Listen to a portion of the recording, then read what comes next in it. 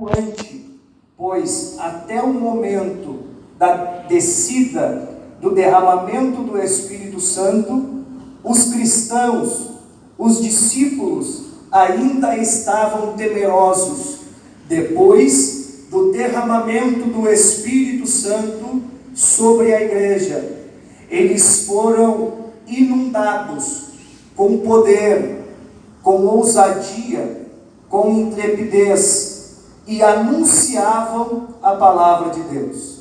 É notório, e eu sei que é conhecido dos irmãos, a obra extraordinária que Deus, por intermédio de Pedro e dos demais irmãos, que ocorreu em Atos dos Apóstolos, quando se colocaram de pé diante de uma numerosa multidão na cidade de Jerusalém e proclamaram a salvação na pessoa de Cristo. O número daqueles que aceitavam a fé em Cristo, que aceitavam a proposta de salvação na pessoa de Cristo, começou a crescer de uma forma extraordinária. Por quê? Porque a promessa do crescimento da igreja em todas as épocas, em todas as circunstâncias, sempre esteve fundamentada na pessoa de Cristo. Haja visto os irmãos conhecerem Mateus capítulo 16, do versículo de número 18, que Jesus, ele diz que a igreja está fundada nele e as portas do inferno não prevaleceriam contra ela. Os irmãos sabem que nesse período de tempo as cidades muradas tinham lá suas portas, e nas portas os juízes julgavam. As portas também representam o estabelecimento de limites. Quando Jesus está dizendo que as portas do inferno não prevalecerão contra a igreja, ele está dizendo que os juízos, que os desígnios, que as orientações do inferno não serão suficientes para parar o crescimento e o avanço da igreja. Quando Jesus diz que as portas do inferno não prevalecerão contra a igreja, quer dizer que os limites impostos pelo inimigo não serão suficientes para barrar o avanço da igreja. E nós, conhecendo um pouco da história da igreja, não só a história bíblica, como também a história que se desenrolou através dos séculos, nós percebemos que nunca, em nenhum período da história, o inimigo teve condições de parar, de barrar, de impedir o crescimento da igreja. E nós, observando nos primeiros capítulos de Atos dos Apóstolos, depois que a igreja recebe este poder, esta autoridade para exercer a missão que receberam do Senhor, e a igreja começa a crescer, começa a expandir-se, nós percebemos que já nos primeiros passos do nascedouro da igreja, em Atos dos Apóstolos, assim como o crescimento começou a evoluir, a crescer, começaram a aumentar também com isto as perseguições. É notório nos primeiros capítulos de Atos dos Apóstolos as perseguições que se acentuavam cada vez mais para tentar de alguma forma inibir, constranger, barrar, impedir o crescimento e o avanço da igreja de Cristo na terra. Nós percebemos, por exemplo, que inclusive chegou ao acaso de Estevão ser martirizado, e a Bíblia diz em Atos dos Apóstolos capítulo 11, versículo 19 em diante, que depois desta terrível perseguição, depois deste período sangrento, a Bíblia diz ali que os discípulos foram dispersos por intermédio desta perseguição que iniciou-se através dos judeus, inflamando e influenciando não só os seus compatriotas, como também os romanos, para se levantarem contra a igreja. A Bíblia diz que os discípulos foram dispersos e alguns deles chegam em Antioquia. A Bíblia diz no capítulo de número 9 que soube-se em Jerusalém que em Antioquia estava um grande número de irmãos reunidos para louvarem o Senhor, para tributarem honras e glória a Cristo bendita eternamente. E a Bíblia diz que desceram alguns de lá para Antioquia, alguns profetas inclusive, um deles por nome Ágabo, e no capítulo 11, do versículo 19 em diante, a Bíblia diz que este homem, este profeta, por nome Ágabo, ele dava a entender pelo Espírito Santo que uma grande fome se acentuaria sobre a terra. E a Bíblia encerra dizendo, o capítulo de número 11, que quando isto aconteceu foi nos dias de Cláudio César, e a igreja toma uma atitude diante disso. Qual é a atitude da igreja diante desta fome, diante desta perseguição? Nós percebemos no capítulo de número 11 ainda, a Bíblia diz que os discípulos tomaram de forma consensual de fazer uma coleta de contribuição. E aí, meus irmãos, nós lendo a Bíblia ainda, no livro de Atos, no capítulo de número 15, a Bíblia vai dizer, ainda no concílio em Jerusalém, que quando Tiago toma a palavra, ele lembra aos irmãos para se lembrarem dos necessitados e dos pobres. Aí, meus irmãos, nós vamos usar algumas referências bíblicas. Por exemplo, Paulo vai dizer na Epístola aos Gálatas, no capítulo 2, e o versículo de número 10, que ele foi informado por Tiago para lembrar-se dos necessitados e dos pobres, e ele diz, o que também procurei fazer. Nós lendo a Epístola de Paulo aos Romanos, no capítulo 15, nós percebemos Paulo novamente fazendo apelo àqueles irmãos que habitavam ali para também contribuírem. Por quê, irmãos? Porque neste período, a Bíblia diz que os irmãos que habitavam em Jerusalém,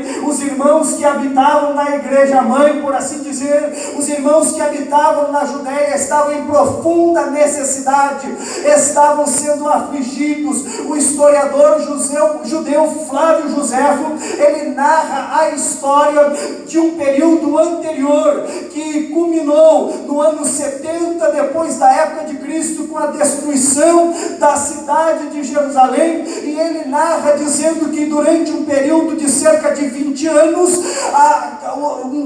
pelo menos três proeminentes grupos de revoltosos se levantaram para tentar, de alguma forma, oferecer resistência contra o domínio romano, o que está expresso, por exemplo, no capítulo 15 do livro de Romanos, e o versículo de número 29, quando Paulo ora, pede oração à igreja que estava em Roma, dizendo, irmãos, orem por mim, para que me livre das mãos dos rebeldes que habitam na Judéia. Quem eram estes rebeldes? Era um grupo de pessoas, judeus, que não estavam contentes com o domínio romano sobre Jerusalém, e estavam desencadeando constantes guerras civis naquele período, e durante um período de cerca de 20 anos, a igreja sofreu, a igreja foi perseguida, não só por causa da sua fé, mas por causa das revoltas políticas que haviam na cidade de Jerusalém, em toda a Judéia. A igreja sofreu perseguição religiosa, esteve no meio de guerra civil.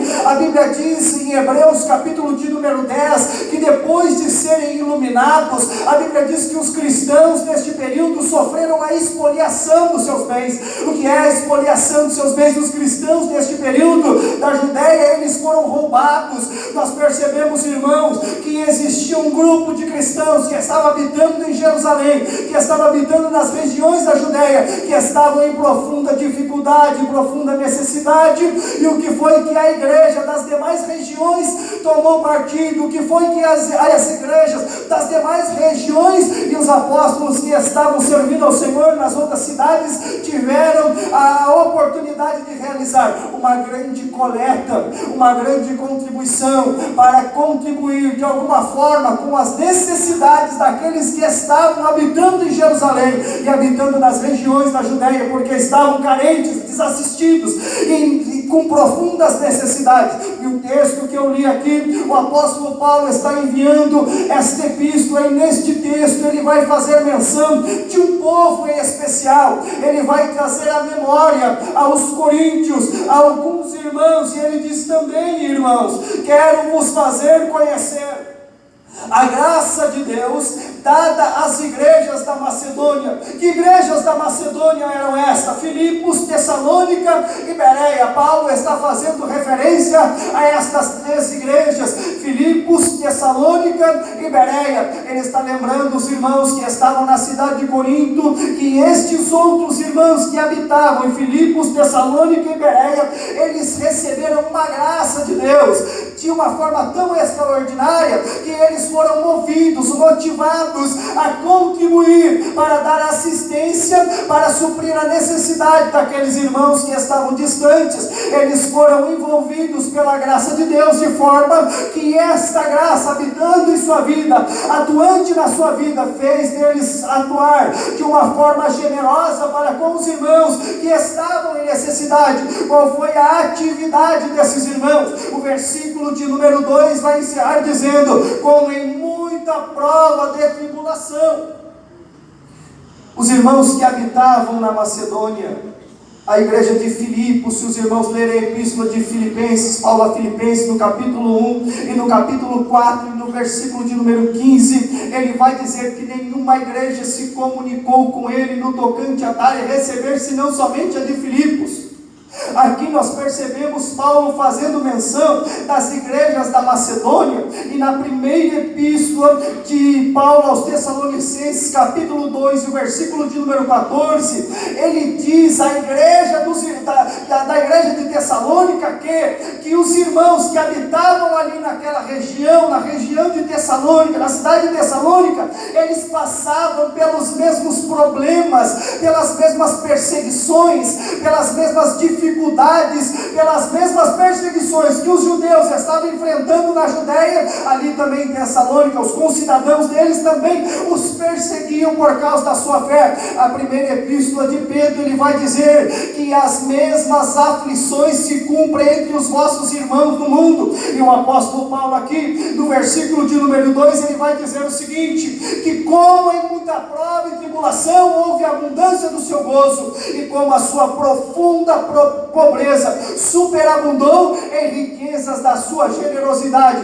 Entenda isso, irmãos. Esse povo que Paulo está louvando, a atitude deles serviu de contribuir. Eles também estavam passando por dificuldades. A palavra provar aqui significa ser provado no fogo para o aperfeiçoamento. Ou seja, Deus permitiu também para a igreja, para as igrejas da Macedônia, que eles passassem por provas, por tribulações. Paulo inclusive diz que eles estavam em profunda pobreza, mas isso não foi motivo, não foi suficiente para os impedir de contribuir, de ajudar, de dar assistência à obra de evangelização que estava se realizando no mundo. Eles em profunda prova, em profunda tribulação, em profunda pobreza, mas isso superabundou na riqueza da sua generosidade. Ainda, irmãos, ele diz: porque segundo o seu poder, o que eu mesmo testifico, e acima do seu poder deram voluntariamente. Você consegue imaginar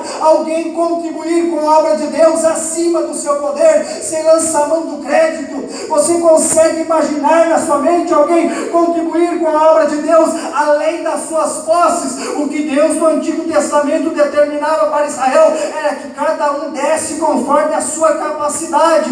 Aqui Paulo está dizendo que eles fizeram além do que tinha, porque eles tinham o que, irmãos? O desejo de contribuir de alguma forma com a obra de evangelização que estava se realizando no mundo. Glória a Deus. Mas por que isso? Ele diz: pedindo-nos com muitos rogos. Você percebe que eles não foram chamados a contribuir. Eles pediram para participar da coleta. Aleluia. Eles pediram com muitos rogos, a Bíblia diz. Versículo 4. E a graça e a comunicação deste serviço, a palavra serviço aqui é diaconia, o serviço que se presta aos outros. Ou seja, eles queriam ser participantes de alguma forma, de alguma maneira, da obra de Deus, seja dando assistência, seja contribuindo com gêneros alimentícios, seja igreja enviando donativos para contribuir à necessidade, mesmo eles sendo participantes também dessas necessidades. Mas por que isso é possível? Vamos ao versículo de número 5. E não somente fizeram como nós esperávamos, mas também a si mesmos se deram, primeiramente ao Senhor e depois a nós, pela vontade de Deus. Eu falo e sem medo de errar, eu digo que nenhum cristão é capaz de contribuir desta forma se ele não for uma pessoa primeiramente entregue a Deus. Eu digo sem medo de errar que estes irmãos tiveram esta capacidade de priorizar em primeiro lugar, por como primazia o servir, tanto na contribuição, como servir a Deus, como servir a igreja onde habitavam, porque eles eram pessoas entregues a Deus. E aí ele encerra dizendo, e depois a nós, pela vontade de Deus. Eu falo sem medo de errar, irmãos, porque nós estamos vivendo, pastor Felipe Carvalho, me dirijo ao Senhor com muito respeito, um período em que as pessoas estão profundamente em busca da satisfação pessoal. O que vale mais é a minha satisfação. O que vale mais é as minhas necessidades serem supridas. O que vale mais é os meus desejos serem saciados. E nós percebemos gente engodada, enganadas, inclusive por evangelhos espúrios que têm sido pregados por aí, oferecendo barganha, oferecendo de forma muito espontânea um crescimento, um avanço, uma riqueza muito fácil, enquanto que o evangelho de Cristo é aquele que prioriza em primeiro lugar o reino de Deus e a sua justiça, e as demais coisas nos serão acrescentadas na medida que nós caminhamos com Ele. É muito fácil, é muita facilidade sendo exposta, é muita facilidade sendo prometida, enquanto o Evangelho está nos ensinando a, em primeiro lugar, priorizar a obra de Deus no mundo, a, em primeiro lugar, priorizar o reino de Deus. Irmãos, no capítulo de número 4, versículo de número 31 do Evangelho de João, a Bíblia diz que Jesus, ele dá ali, lembrando os irmãos que naquele período eles estão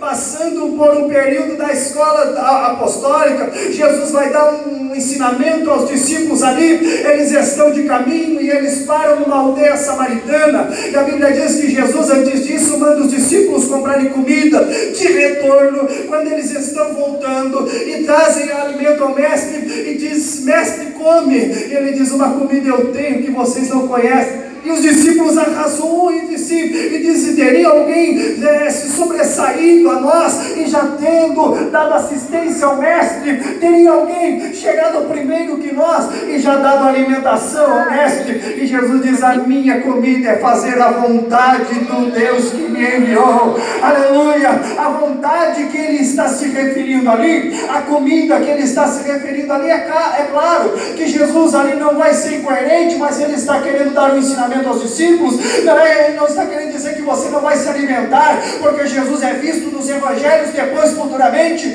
sentado em muitas mesas e fazendo refeições. O que ele está dizendo ali é que o alimento que seria a provisão para o sustento do seu corpo físico, é que o alimento que seria o suficiente para a manutenção da sua existência física, que seria o suprimento e a provisão das suas necessidades pessoais momentâneas, ele está dizendo: isto eu subordino a Deus e eu prefiro em primeiro lugar realizar a obra de Deus. Isso é um ensinamento que ele está dando aos discípulos. Por quê, irmãos? Para colocar em primeiro lugar a vontade de Deus. Glória a Deus. A alimentação que Jesus está se referindo ali, aleluia, não é somente o assentar-se à mesa para se alimentar. Glória a Deus, aleluia. Está na questão de quais são as prioridades da sua vida. A maior necessidade do mundo hoje não é comida, não é bebida. A maior necessidade do mundo é a salvação na pessoa de Cristo. Aleluia, existem pessoas que que diária e constantemente estão à nossa volta e estão em profunda sede, em profunda fome, e mesmo eles não compreendendo isso, nós que temos a mente iluminada pelo Espírito Santo, podemos compreender que eles são pessoas carentes, necessitadas, e o público-alvo do Evangelho, porque o Evangelho é o poder de Deus para a salvação de todo aquele que crê. A Bíblia diz, meus irmãos, aqui, que eles pela vontade de Deus, mas que vontade de Deus é essa? A Bíblia diz em 1 Timóteo capítulo 2 e o versículo de número 4, que Deus não quer que ninguém pereça, mas antes que chegue ao conhecimento da verdade sejam salvos. A Bíblia diz ali que o desejo de Deus, a vontade de Deus é que os homens sejam alcançados por esta salvação. A maior necessidade do mundo não é alimento, a maior necessidade do mundo não é comida, não é bebida, não é vestuário, embora nós precisamos dar assistência àqueles irmãos que estão em aperto, mas nós precisamos contribuir de alguma maneira, quer seja, como disse aqui o pastor Felipe Carvalho, ajudando, contribuindo com a nossa oferta para o campo missionário, mas você precisa também abrir os teus olhos, que tem gente passando fome do teu lado, que tem gente passando sede do teu lado, você tem o alimento, você tem a água que sacia a alma de todo homem. Existem pessoas que estão ao nosso derredor, que estão em profunda necessidade. Meus irmãos, quando nós lemos, por exemplo, na primeira epístola do apóstolo Pedro, capítulo 3, versículo de número 15, ele diz ali aos irmãos que estão em necessidade, aos irmãos que estão em problema, ele diz: antes de vocês oferecerem respostas, antes de vocês tentarem argumentar, a Bíblia diz no versículo de número 15: antes santificai a Cristo como Senhor em vossos corações, e estáis sempre preparados para responder com mansidão e temor a qualquer que vos pedir a razão da esperança que há em vós. Ou seja, ele diz: antes de você responder, antes de você argumentar a tua esperança, antes de você tentar dar a razão da tua esperança, você deve santificar a Cristo como Senhor no teu coração. Glória a Deus. O que é santificar a Cristo como Senhor no coração? O coração do homem, irmão, é a sede das emoções, é a alma, é a sede dos desejos. O que o apóstolo Pedro ali está dizendo, 1 Pedro capítulo 13, versículo de número 15, ele está dizendo: antes de responder aos que estão em necessidade, antes de responder àqueles que nos perseguem por causa da nossa fé, antes de dar resposta da nossa esperança, nós precisamos santificar a Cristo como Senhor sobre os nossos desejos, sobre as nossas emoções. Ou seja, eu preciso, antes de querer realizar alguma coisa, subordinar a minha própria vontade à vontade de Deus. Eu preciso reconhecer que Cristo é Senhor da minha vida. Eu preciso me prostrar diante de Cristo e reconhecer que Ele é Senhor e eu sou servo, e os meus desejos, os meus propósitos, as minhas emoções devem estar subordinadas à pessoa de Cristo. A Bíblia diz, meus irmãos, primeira epístola de João, no capítulo 2 e o versículo 15, ali o apóstolo João vai dizer que nós não devemos amar o mundo, nem o que no mundo há, porque as coisas que há no mundo são passageiras. Final do versículo 17, para encerrar, ele diz o seguinte: o mundo passa bem como as suas concupiscências, mas aquele que faz a vontade de Deus permanece para sempre. A vontade de Deus sendo prioridade na nossa vida, aleluia, em detrimento das nossas necessidades, em detrimento das nossas preocupações pessoais, em detrimento das nossas necessidades à frente, nós colocando Deus em primeiro lugar e a sua obra, nós vamos ter com isso um tesouro no céu. Porque, irmãos, tem gente, como diz primeira epístola de Paulo a Timóteo, ele diz no capítulo 6 e o versículo 7, se não me trai a memória, que existem pessoas que estão apegadas às coisas terrenas. Filipenses capítulo de número 2, capítulo 3, versículo 18, 18, Paulo diz: muitas vezes vos disse, e agora digo chorando, que muitos há que são inimigos da cruz de Cristo. Por quê, Paulo? O Deus deles é o vento, e eles só pensam nas coisas terrenas. O versículo 20 do capítulo 3 de Filipenses, ele diz: mas a nossa cidade está nos céus, onde também esperamos o Salvador. Aleluia! Se a tua esperança está no céu, você prioriza a obra de Deus. Se a tua esperança está no céu, você prioriza as coisas de Deus, você coloca a obra de Deus em primeiro lugar. Mas primeiro você precisa subordinar os teus desejos, as tuas emoções, as tuas vontades pessoais ao reino de Deus, ao senhorio de Cristo. Aleluia! Louvado seja o nome do Senhor nesta noite. Se tem alguém em nosso meio que quer reconhecer e subordinar os seus desejos pessoais, as tuas emoções ao senhorio de Cristo, nesta noite levante a sua mão ao céu. Se você quer nesta noite reconhecer o senhorio de Cristo sobre a sua vida, se nesta noite você quer, mesmo que você já seja crente, irmão, mesmo que você já sirva o Senhor, mas você precisa subordinar os teus desejos, as tuas emoções, canalizar isso para servir a Deus, porque, irmãos, muitas vezes nós fazemos parte, estamos incluídos dentro de um rol, de uma membresia da igreja, mas estamos vivendo uma vida pautada nas nossas decisões. O que nós percebemos aqui é que esta igreja teve capacidade de colocar o reino de Deus à frente, é que esta igreja teve capacidade de se doar de uma forma além da sua capacidade. Por quê? Porque eles eram entregues a Deus, porque a sua vida estava subordinada a Deus, porque a sua vida estava entregue ao Senhor da glória. Louvado seja o nome do Senhor. Estejamos em pé nesta noite. Estejamos em pé nesta noite. Aleluia. Oh, glória a Deus.